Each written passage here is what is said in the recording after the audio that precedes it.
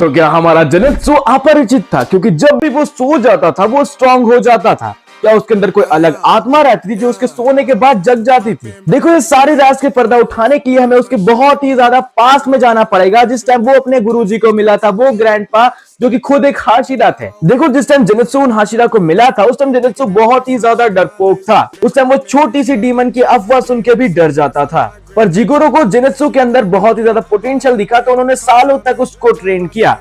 पर एक प्रॉब्लम कभी खत्म नहीं हुई, वो है जेनित्सु का डर। और यहीं से कहानी इंटरेस्टिंग होते जाती है, जहां हमें दिखाया जाता है हमारे जेनित्सु बस एक ही फॉर्म इस्तेमाल कर सकता था और उसने उस फॉर्म में ही महारत हासिल करी थी। पर वो डरते हुए उस पावर का इस्तेमाल ही नहीं कर पाता था, क्योंकि वो बहुत ही ज्यादा डर जाता था। पर वो डर के कारण बेहोश हो जाता था, जिस कारण उसका माइंड पूरी तरह से बंद पड़ जाता था। और जैसे ही उसका माइंड बंद पड़ता था, उसका डर भी खत्म हो जाता था, जिसके बाद उसकी बॉडी ऑटोमेटिकली रिएक्ट करने लगती थी और फर्स्ट फॉर्म यूज करने लगती थी। और ऐसा इसलिए होता था क्योंकि उसकी मसल मेमोरी बहुत ही ज्यादा स्ट्रांग हो गई थी, इतने सालों तक खाली एक ही फॉर्म की प्रैक्टिस करते हुए। देखो, सच तो यह है कि जेनित्सु को उसकी पावर सोने के बाद नहीं मिलती थी, उसके अंदर ही होती थी, पर वो डर के कारण कहीं छिप जाती थी। जिस दिन उसके सेंसेई जिगुरो की मौत हुई थी, उस दिन उसका पूरा फ्यूचर ही उसने बदल दिया। उस दिन उसने पहली बार अपनी आंख खोल के अपने डर का सामना किया और काइगोकू की धज्जी उड़ा दी। इससे हमें यह पता चलता है कि जेनित्सु शुरुआत से ही पावरफुल था, बस उसका डर ही उसका पावर इस्तेमाल करने से रोक रहा था। खैर, कई सारे लोगों को यह बात पता ही होगी, पर जो न्यू है उनको यह बात पता नहीं थी, तो मुझे सब्सक्राइब करके रख लेना।